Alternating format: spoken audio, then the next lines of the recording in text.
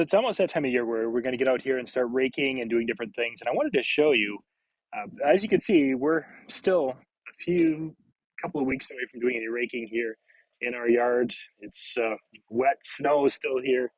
The soil, there's water still standing. But I need to show you the tool that we're going to be using, because you can do it with rakes or you can do it with this tool. So this is it. This is a powered dethatcher. This one, in particular one, is from GreenWorks.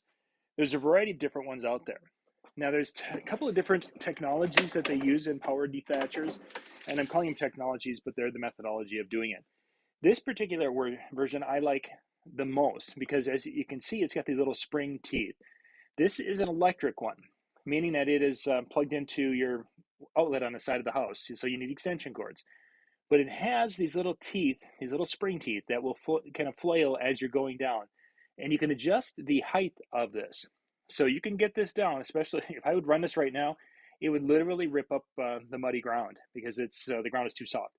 And I could set it up a ways, but it's still going to rip it up because it's just way too soft. But it has this little guide wheels here, and it allows me to adjust the amount of height it has to how much it's going to dig into the grass.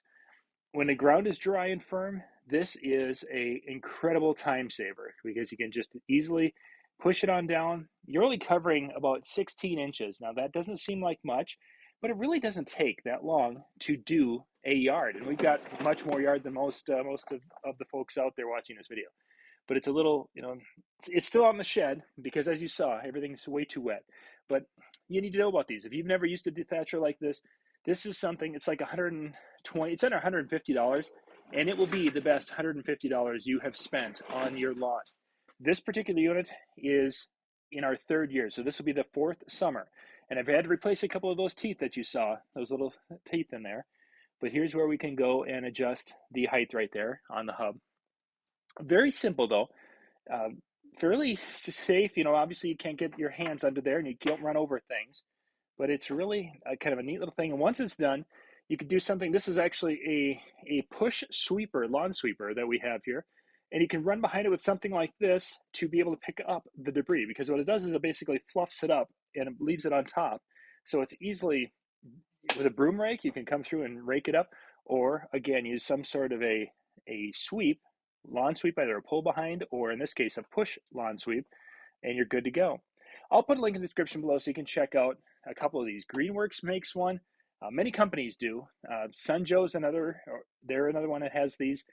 We'll put a link in the description below so you can go check these out. But I think if you're getting ready to go out there and rake that lawn and you want to do some dethatching, I would highly recommend the one with the spring tooth as opposed to the ones that have those metal cutters, because those metal cutters will slice into the ground and they'll kick stuff up, but they also are cutting into the soil. So if you don't need to go and have that aeration done with the blades, this is definitely your best option. For more tips and how-to videos, go to weekendhandyman.com.